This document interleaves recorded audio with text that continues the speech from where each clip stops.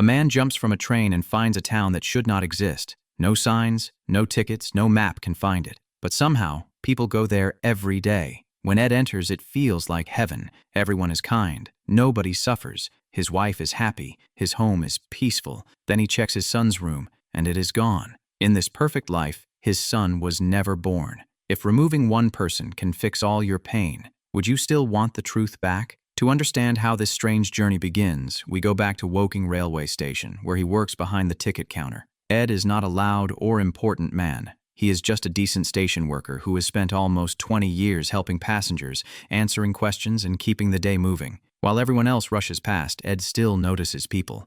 If someone is lost, he helps. If someone is struggling, he steps forward. But one ordinary day, a calm woman named Linda walks up to his counter and asks for a ticket to Mon Heights. Ed stops. He knows this station better than almost anyone, but he has never heard that name before. He checks his memory, then the train routes, but nothing matches. Mon Heights does not exist on the line. Linda does not look confused. She looks like Ed is the one missing something. She tells him she travels there all the time. 3 trains go there every day. One at 9:19, one at 12:19, and one at 5:19.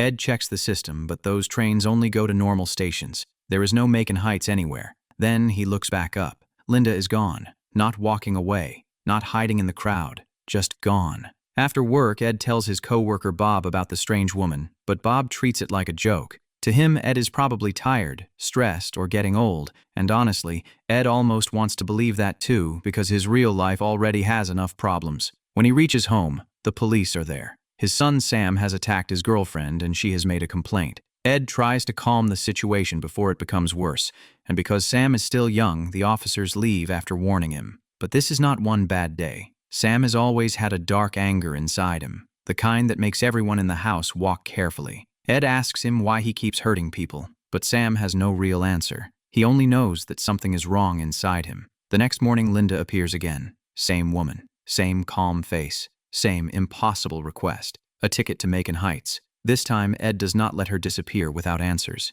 He brings her inside and calls Bob over, so someone else can hear it too. Linda explains that Mon Heights is a small town with around 5,000 people. She says she works there, people live there, and the train ride only takes 27 or 28 minutes. Bob checks the route and shows her clearly that no such station exists. The moment he challenges her, Linda vanishes again. Now, even Bob cannot laugh it off. Ed becomes obsessed with finding out the truth. So he boards the 9:19 train, hoping to find Linda. She is not there, but he notices a strange passenger who seems to know him. The man casually asks why Ed is not checking tickets today, as if Ed belongs on this train in a different way. Ed gets off with no answers. Then life at home becomes even worse. Sam tries to hurt his own mother, Mary. That breaks something inside Ed. He takes Sam to a psychiatrist, desperate for help. The doctor explains that Sam's anger is not a small teenage problem. It has been building for years, and if they are not careful, it could become even more dangerous. Ed hears this, but there is no comfort in it. Because a diagnosis does not fix the fear in his home. It does not make Mary safe. It does not remove the shame, the exhaustion, or the guilt of loving a child who keeps destroying the people around him. So, Ed returns to the mystery. He boards the train again, this time with a timer set for 28 minutes. As the train moves, Ed watches the world outside carefully. For a moment, he thinks he sees Linda outside the train. Impossible as always. Then the time gets closer. 27 minutes, 28, and then the strange passenger stands up, walks to the door, and the door opens while the train is still moving. Ed panics and warns him he will fall, but the man simply jumps. A second later, other passengers start doing the same. Ed looks out and sees them landing, standing up, and walking toward a distant place hidden beyond the tracks. Against every normal instinct, Ed jumps too, and somehow, he survives. He follows the others up toward a bright, peaceful town. This is Mon Heights, but it does not feel like any normal town. It feels like someone took all the pain out of the world and left only the gentle parts behind. People smile at strangers. Children play in the open air. Nobody seems rushed, angry, or broken. Ed enters a small restaurant, and the waitress welcomes him like he matters. He orders tea, and she brings him apple cake too, just because she made it fresh. For the first time in a long time, Ed feels his chest loosen. Then Linda finds him. Ed asks the question any normal person would ask. Is this all in his head? Linda tells him no. Mon Heights is real, but it is not part of his reality. It is another version of life, a place where people are still people, but the pain has been removed, and then she offers him the most dangerous kind of temptation. At 5:19, a train will come back. If Ed takes it, he can return home, but not exactly to the same home. He can return to a life close to his own, only without the suffering that has been destroying his family. Ed does not fully understand what that means, but deep down he feels the meaning before he admits it. Later, the people gather near the tracks. The train arrives, but it never stops. Everyone runs beside it and climbs on like they have done it 1,000 times. Ed runs too.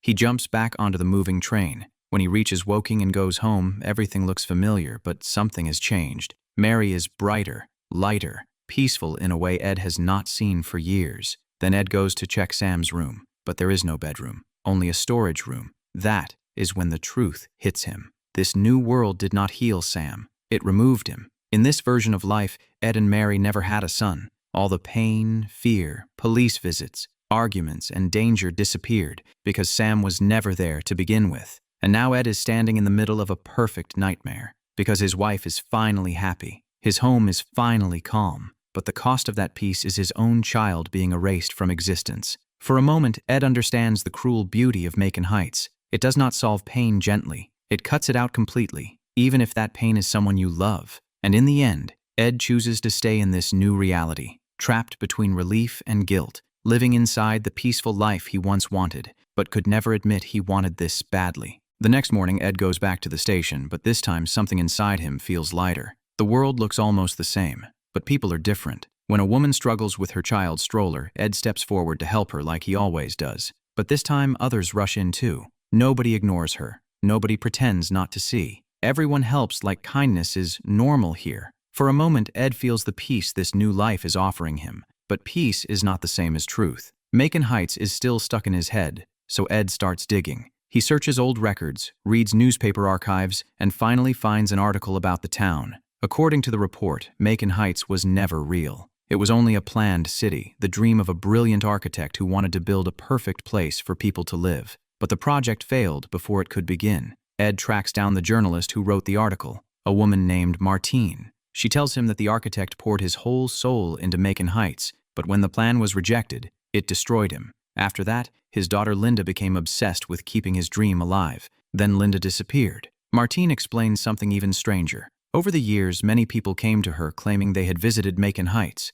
They all described the same impossible town. Martine even tried to go there herself, but when the train reached that place, the doors never opened for her. That is when Ed understands something important. Macon Heights does not welcome everyone. It only opens for people who are trying to escape something. Then Martine shows Ed an old picture, and his blood runs cold. It is Linda, the same woman from the station, the same woman from the town that should not exist. Now Ed knows this is not a dream. It is a door. Back at work, the new reality starts feeling even more wrong. Bob casually mentions leaving early for his children, and Ed freezes. In his old life, Bob had no wife and no kids. But here, Bob has a whole family, and Ed has none. That one detail hits harder than everything else. Because suddenly, Sam is not just the dangerous son who brought fear into the house. He is also Ed's child. His memories begin to return in pieces, and the perfect life around him starts feeling empty. So Ed takes the train again. After 28 minutes, the doors open and he jumps back into Macon Heights.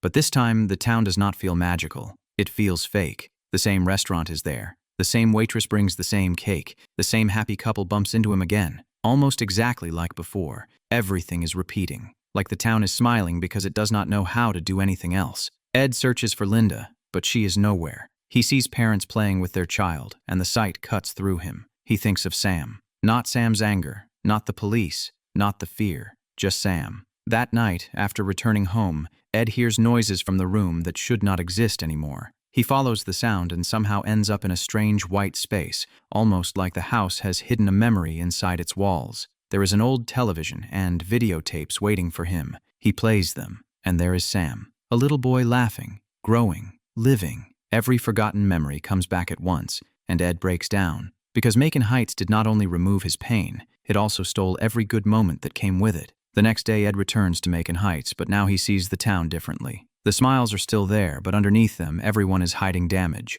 The woman with the child is not simply a happy mother. In her real life, her child died after choking, and this town gave him back to her. The waitress is not just kind for no reason. When she was young, someone hurt her so badly that her life almost collapsed. Macon Heights became the place where she could breathe again. Even the calm people walking around are not truly free. They are survivors who traded reality for comfort. Ed asks about Linda again, but no one helps. Then the same couple bumps into him one more time, and this time Ed loses control. He shoves the man away in frustration, but the couple only smiles and walks on. That is the scariest part. This place does not react like real life. It absorbs pain, anger, guilt, and keeps smiling like nothing happened. Then Ed remembers something Linda said. She worked at an insurance company. He finds the place, but instead of a normal building, there is only a thin wall with a door. Ed opens it and steps inside. On the other side is a huge empty space, bigger than it should be. And there, finally, he finds Linda. Ed does not ask politely anymore. He demands his old life back.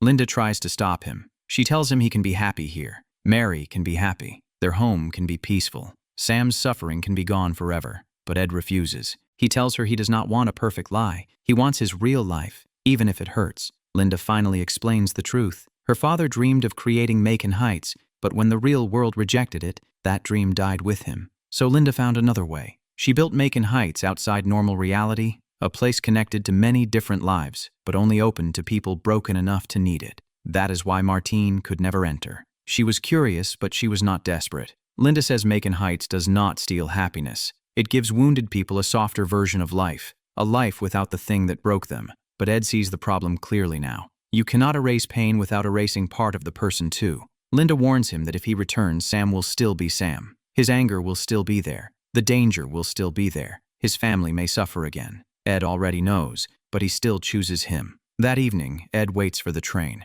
The mysterious man from before speaks to him and admits that he comes here because his real life is filled with guilt. He could not face the person he was, so he hid inside this peaceful town. Ed listens quietly because now he understands the difference. Mon Heights is not evil. It is tempting, and that makes it even more dangerous. When the train arrives, Ed gets on and returns to his real world. The streets look duller again. The house feels heavier again. The pain is back. Then he walks into the kitchen and sees Sam sitting there, alive, real, his son. Ed does not smile because everything is fixed. Nothing is fixed. Sam is still troubled, and the future may still be painful. But this time, Ed accepts the truth. A perfect life without the people you love is not peace. It is just another kind of loss.